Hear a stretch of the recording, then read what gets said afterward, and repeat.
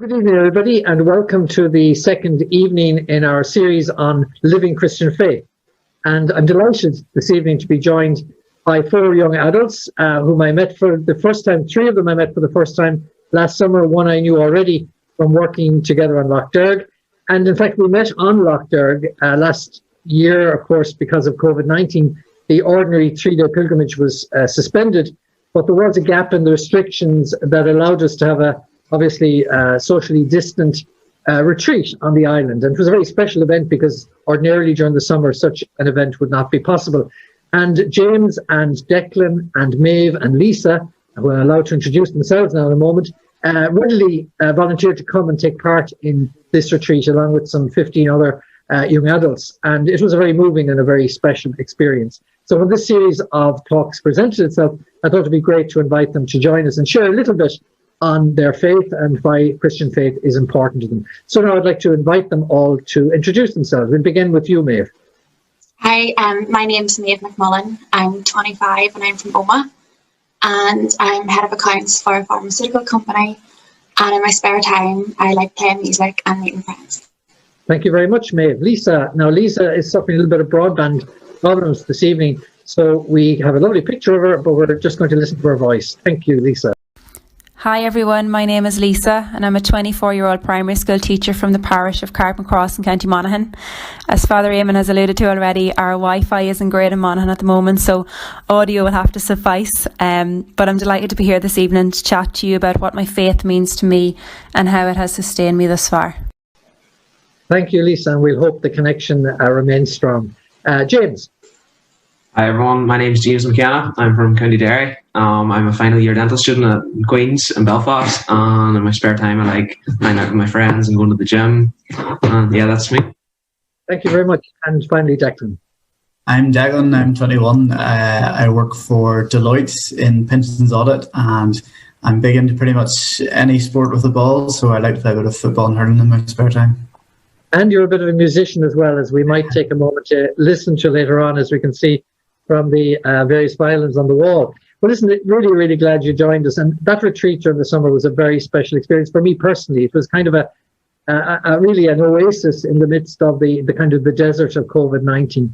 And one of the things I remember, I suppose, most strongly for me was each evening we would gather in St. Mary's Chapel for reflection and night prayer.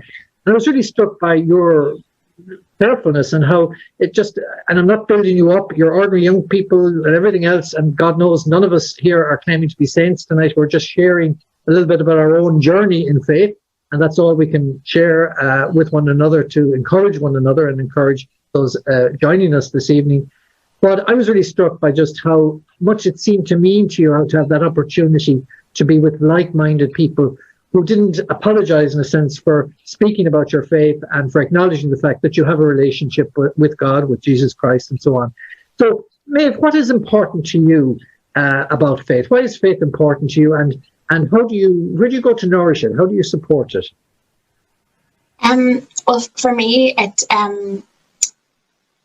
faith gets me through good and bad times, and it sustains me in times when I'm finding things hard, but just as well when there's happy times in our faith, And for me, when I am finding things hard, there's nothing more I love than just going to my local, parish church, and we have a lovely stained glass window just behind the altar, and just go up to the gallery, take a few minutes to myself, and just be alone, and the peacefulness and the quietness, and being directly alone with God, it's really nice for me. But then compared to that, there's many times that I join in that same chapel with my friends and we sing and praise God through music, and which is another part that I love, is that something that I enjoy is music. I can meet with friends and we can provide music that enhances services for our fellow parishioners. Very good. So music is a key part of your connectivity in a sense with God and with other people, and it's a particular way you give that. Lisa, music is important to you as well, isn't it? I mean, you're part of your ministry on Loch Derg very powerfully. So how do you sustain your faith? I know you're a part of various kinds of youth groups, I think, as well, isn't that right? Definitely my friends in the faith. They would sustain my faith. I became actively involved at U2000 back in 2017 when I reluctantly said yes to going to a national retreat down the country. And at this retreat, I found myself surrounded by some of the proudest young Catholics, over 1,000 young Catholics who made no apology for defending their faith. In fact, they were like so full of joy to be Catholic. And U2000's motto is young people leading young people to the heart of the church. And this is exactly what it does. Like, my closest friends are those I've met through retreats, and these people get it. You know, they're friends that support me. They share a mutual love for the Eucharist. And I definitely believe that they sustain my faith. But in saying that, don't get me wrong, like I understand in college I struggled with defending my faith, and it's difficult. It often takes courage to step out of the boat and go to retreats, and I suppose it's just about taking that first step and giving your yes to going to a retreat, whether it be Loch or Derg or U2000. And you know, the world can often make us believe that our faith is something that should be kept private, but ultimately it's knowing that, like, the world cannot hide the joy we receive when we come to truly know God, and we need people on our path to sustain us in our faith. And that's what U2000 has done for me. Your line is a little difficult for us just to get there, but I'll just repeat what I grasped there was very much the importance of Youth 2000 as a movement. And of course, they have met in Loch over the years. It's very, very important in Loch. But again, that sense of togetherness and the courage, I suppose, you give each other to express your faith. James, Declan, do you want to come in on this one? James, go first. Yeah, I think for me, as you hinted at earlier, Eamon, you know, being with people that aren't afraid to talk about their faith, because it is such, you know, so many people find it so easy to sit back and not talk about it, not acknowledge it, and just get on with life. But having friends that are open to having the big discussions and talk about it, and I think as well that, you know, when you're always the average of your friends, and if your friends are able to talk about it and get each other through it, when you come from events like Loch Derg, you're buzzing with Christianity, it's taken over you, you're so enthralled in it. But then the everyday stresses of life with jobs and cars breaking down, and my personal problem is flat tires. I get flat tire every day. But that's just, you know, the stresses take over again. But having friends that are there, and when they talk to you, you're reminded that they're enriched in their faith, and that gets you going. And having friends who are involved in it really, for me, is a big thing. I'm not sure who the patron saint of tires is. I'll have to look that one up. So probably is one somewhere. Yeah, there's one of technology, by the way, we should be invoking for Lisa there. And Declan, just a word from you about how you support your faith, nourishes. In terms of supporting it, I've always been keen on spending a lot of time on my relationship with God, but I think the sort of thing that really has kind of helped to sustain it more than anything else is that if you go somewhere where it challenges it, like where you're speaking to people that maybe even of, like, you know, Protestant religions and things like that, who have slightly different views, and they can kind of their more detailed look at the Bible and things like that, or our retreat in the summer where you're with people who are a lot more knowledgeable than yourself, it kind of helps you to challenge and improve your faith. And I find that helps it face the test of time whenever you're going through those times outside of the sort of retreat atmosphere.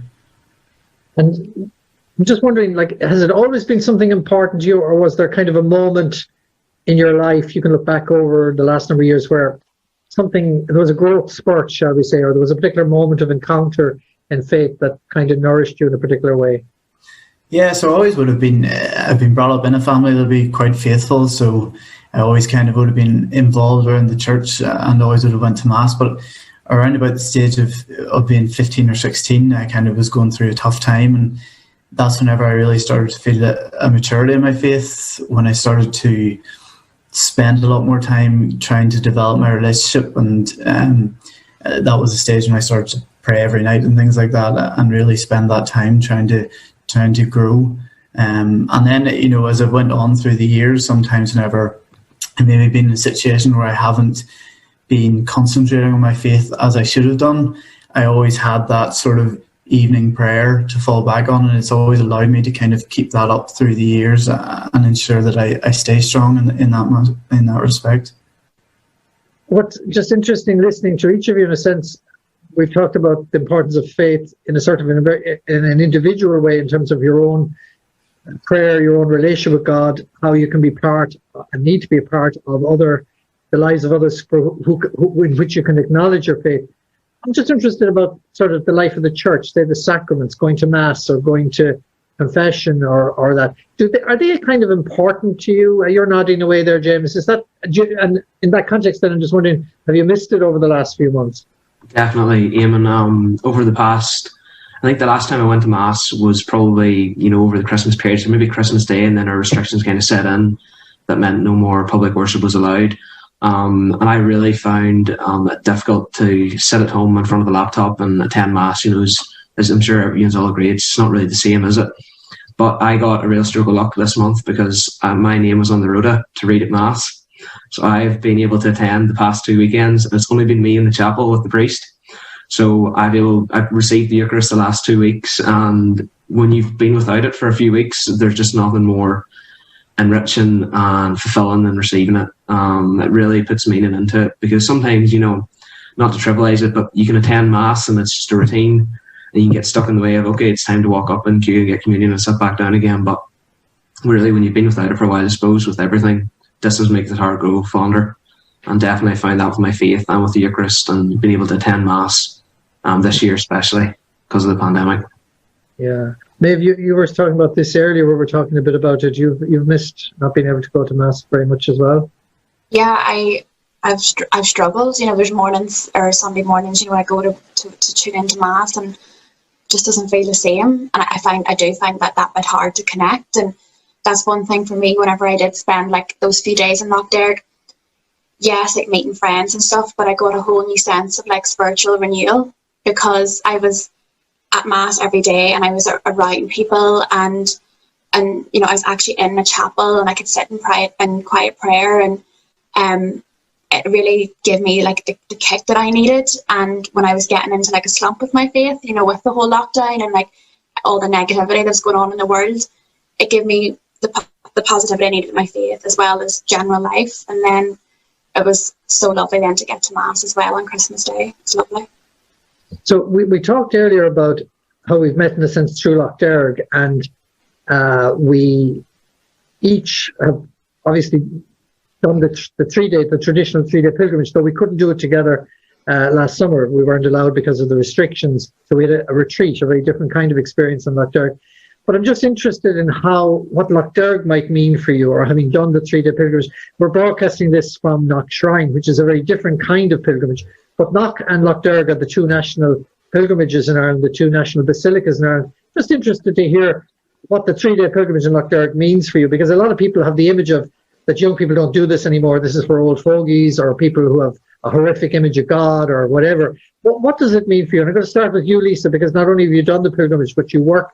I was blessed to work in Loch Derg for 3 summers of college. So yeah, Loch Derg for me, it might sound strange, but it's literally my favourite place on earth. I've completed the 3-day pilgrimage a few times, and I think it's that idea of being away and making that conscious decision to go and spend 3 days with God and really step away from all the distractions and all that consumes us in the mainland, and to go and spend quality time with Him. And as you were asking me that question, Father Eamon, I was just thinking of your book, An Island of Quiet Miracles.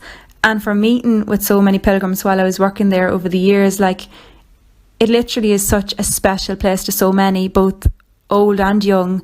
And it's clear that this little island provides like such peace and such healing to so many. And for me personally, the pilgrims that I met whilst working there and on pilgrimage really strengthened my faith over the years. And I think each pilgrim themselves only knows them, deep down what Loch Derg means to them, how special of a place it is. So I'm really looking forward to getting back, please God, before too soon. And any young people tuning in, I'd really encourage you just to give it a go. It's challenging, but I can guarantee you that you will receive such an inexplainable peace. Yeah, I'm hoping that maybe those of us who had that retreat together, we might get to do the pilgrimage together, the 3-day. I think it would be great. Declan, tell us a little bit about Loch Derg for you. Yeah, so I've went twice, both with school, and I really feel it's a good place to get engulfed in your faith for a few days. So the likes of the retreats are really great for sort of strengthening and developing it. I'd find this sort of pilgrimage is just great for getting really in the mindset for it, and maybe spending time on it that you have maybe missed out on the past few years. And it's definitely something that a few positive things can come out of. A few negative things, you might meet some dodgy characters like James McKenna when you're there, but overall, definitely a positive experience. We'll have to give James write a reply in a moment. I'm sure he'll let me at him. But okay, so I'm going to maybe ask what might be a kind of a tough question, but the church is such a negative image, and in many instances, understandable. And there may be some people listening tonight and say, guys, get real. Look at what the church has been responsible for. Look at some of the history of the church in this country, the way it has maybe deprived people of a sense of the preciousness of their faith by the bad example, and worse, the various kinds of ways that people have been violated, be it physically, spiritually, sexually, or whatever else, by those in positions of responsibility and trust in the church. And surely, I mean, what's going on in your lives? Are you ignoring all of that? Are you, that you still believe in God, that you still have a faith, that you still see that faith somehow connected with the church? I mean, how would you, I'm probably not the first person to put this to you because you're so open about your faith. How do you deal with that? How do you respond to that? Maybe go to you first, James. Yeah, I mean, that is a good question. As you say, definitely it's something that has been asked frequently. I think the same with any institution and organisation. In the history of anything, there's been people who've made mistakes and done things wrong and made the wrong decisions and not came forward with things. And I'm no different. Like, sometimes I'm a bad student, I'm a bad son, I'm a bad boyfriend to my girlfriend. Like, I could write a book about all the mistakes I make. But what I'd say to any young people out listening, and older people as well, is don't judge our church and Christianity on the mistakes of previous people who've been in charge and been in position of authority. Have a look at us. So, we're the future, people our age. We're trying to, go out and make a difference with our acts of charity and the organisation of the church. And, give it a chance. Christianity is the type of thing that if you give a little bit of yourself to, you reap so many rewards in return. It's so enriching. It gives you a place to call home. It gives you true, meaningful friends.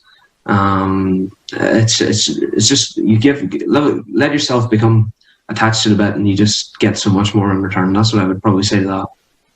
Anybody else want to come in on this one? I've been asked that question loads of times, and my heart goes out to every person that was affected by things that the church has done. It's inexcusable. But for me, it always comes back to, yes, people make mistakes and stuff like that, but if we dwell in the negative, we can miss what so much the good our church has done. Like, within the island of Ireland itself, the majority of people that live in this island have been educated by the Catholic Church, and all the aid work they do in foreign countries and hospitals and the charity. We also have to acknowledge all the good that the Catholic Church has done and is still doing and will do in the future for everyone all across the world. Yeah. No, I think it's very heartening just to hear you say that, without in any way being blind to the failings and inadequacies. I was reading a book today. It's an old book, 1925. It's been sitting there for quite a while on my shelf. I probably inherited it from somebody, by G.K. Chesterton. But he says the church exists not because there are saints, but because there are sinners, And I suppose that kind of brings it home, really, that the church is there for us, not because of our holiness, but because of our need of God's forgiveness and God's healing. And as you said there, Lisa, Loch Derg is one of those very powerful places, as indeed is Knock, for that, to experience that sense of healing and that sense of connectivity. Can I just ask you another question? I've been so struck, and of course COVID-19 has exacerbated this for so many people, but I've been struck by how many young people today, and not just young people in every generation, but particularly young people, are struggling with mental health issues, with resilience, with being able to I suppose, just to be strong in the face of so much that is happening in their lives. And I just noticed that in many of our public health programs, in many of our school programs, in many of the kind of attempts to address these issues, faith doesn't seem to be overtly at least apart. I don't know if you've been watching the series on RTE. You're all more or less from different parts of the north.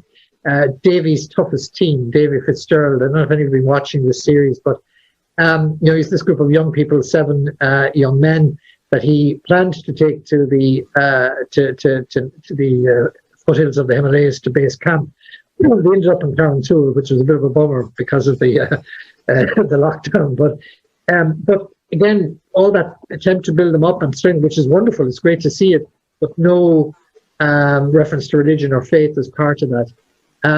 What would you say about that to young people who are struggling, perhaps? And without you, I mean, you may have struggled, and we all do at different times ourselves. But what would you say to people who are struggling in terms of their mental health?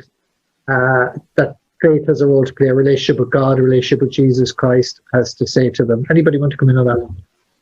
I think a lot of people focus on, their physical health and their mental health, and, but your spiritual health is just as important, and I have never once come out of the chapel or came away from a retreat or came away from a pilgrimage not feeling better. And, young people are crying out, for help, and, you see statistics and stuff. And I just wish people knew that your spiritual health is just as important. And, if you come seeking God, you will get the help and the nourishment and, the Holy Spirit that you need. And I just wish young people would tap into that more and realize that spiritual health is just, it's part of your whole body, and, as your physical and mental health is just as important. Yeah. I think it's, we talk about the God of the gaps, that people only pray very often when they're in trouble. But there's nothing wrong with praying when you're in trouble, the second last time I did the Loch pilgrimage, I was in trouble. I was heading in for an operation, a serious operation.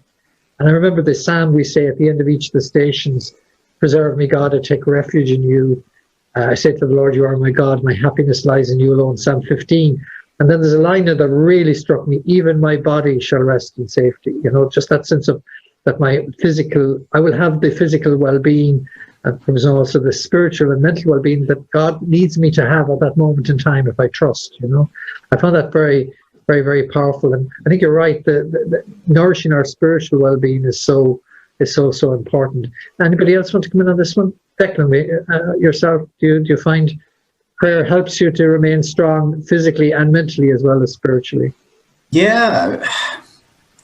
Yes, I suppose I've always turned to it in the kind of good and bad times, which is why I suppose sometimes take it for granted at times like this. Like, I know I personally maybe haven't struggled as much as many other people have, but I've managed to maintain some sort of routine. I'm still working, albeit from home, and I've still managed to maintain that sort of faith side of things. So I think it's something that can be ever constant, no matter what you're going through or where you are in the world. It is something that you can always stand by you. Is there a particular time of the day you find praying easier than others? I'm always a nighttime. I'm always a nighttime person, I think. Yeah, not a morning bird. Well, the Lord is just as available at night time as in the morning. Yeah, very good, very good. So, Lent. Okay, we're in the season of Lent. Fess up. What are you doing, Lisa? In season of Lent, so I'm hoping, please God, to pray a rosary every night with my family.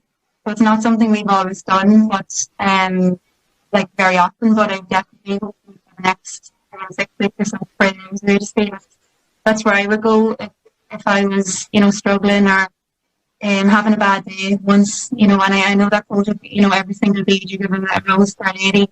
I feel such peace when I pray the rosary. So yeah, for Lent I'm trying to focus. To pray the rosary, let's say,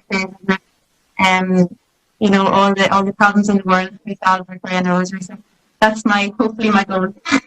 I'm just going to repeat that a bit, just in case people are struggling to get it. So for you, Lisa, rosary is very important. Not necessarily all the time, but certainly at times of challenge or difficulty, and during Lent, you're hoping to pray that in a very committed way with your family, and that every bead can kind of count and bring you back to what's important in your life. So that's lovely. James. I'm doing an exotic one this year. I'm doing chicken goujons and Diet Coke because that's been a bit of a staple for me over the past few weeks. with exams and stuff. So I'm going to cut that out from yesterday. So far, so good. I'm 2 days in, I haven't went near them. Nice. I'm going to try and be more prayerful as well, and look out for my friends, because charity begins at home as well. It's all good given to foreign countries, but we have a social duty as well as young Christians to look out for each other. So yeah, I'm going to try and be a better person and ease up on the Diet Coke. All right. I suspect that the shares in Diet Coke are going to go down then over the next couple of weeks. Unfortunately so. Declan.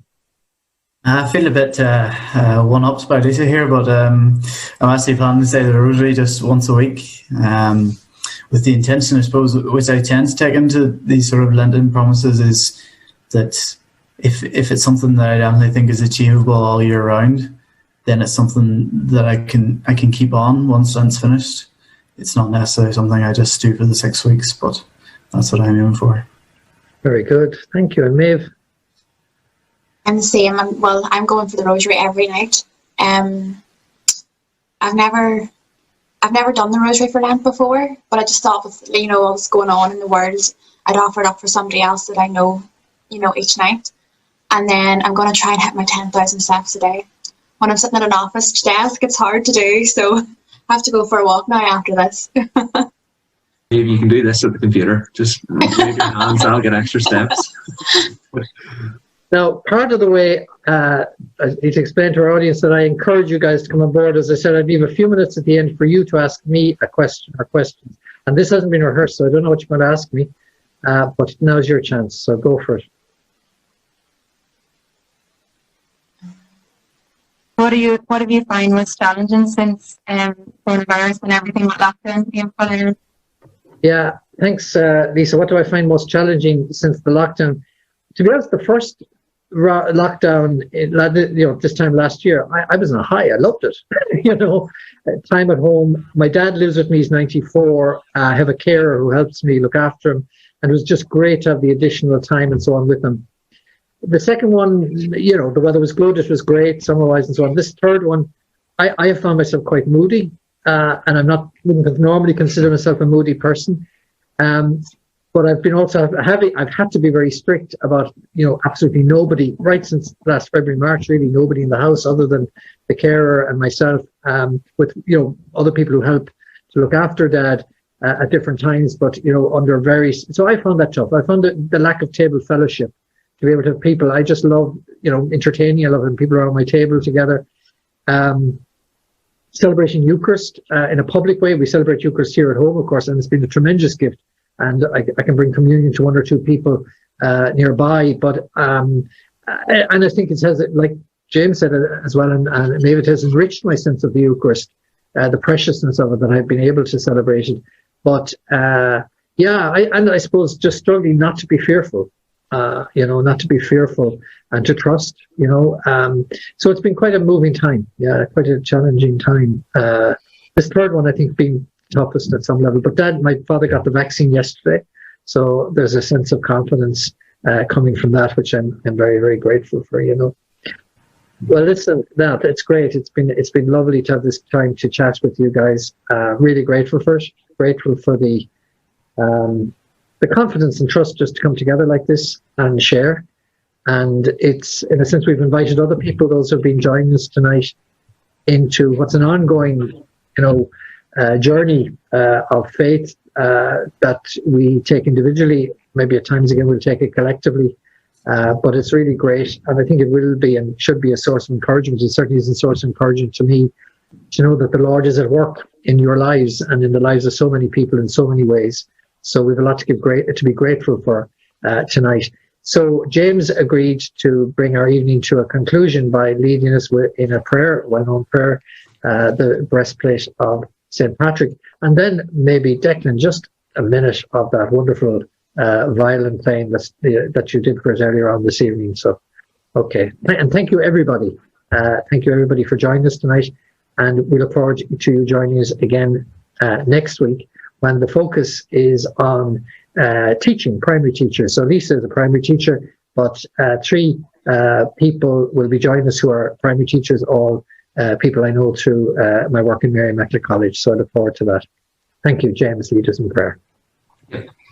So this a prayer I like to say every morning, and it just helps me feel closer to Jesus. So I thought it'd be good to share it tonight. So I rise today through the strength of heaven, light of the sun, splendor of fire, speed of lightning, swiftness of the wind, depth of the sea, stability of the earth, and firmness of the rock. I rise today through God's strength to pilot me, God's might to uphold me, God's wisdom to guide me, God's eye to look before me, God's ear to hear me, God's word to speak for me, God's hand to guard me, God's way to lie before me, God's shield to protect me, God's host to save me, a far and a near, a loner and multitude. Christ shield me today against wounding. Christ be with me, Christ before me, and Christ behind me. Christ in me, Christ beneath me, Christ above me. Christ to my right and Christ to my left. Christ when I lie down, Christ when I sit down. Christ in the heart of everyone who thinks of me, Christ in the mouth of everyone who speaks of me, Christ in the eye that sees me, Christ in the ear that hears me. I rise today through the mighty strength of the Lord of creation. Amen. Amen. Thank you very much. Second. Me? Yeah.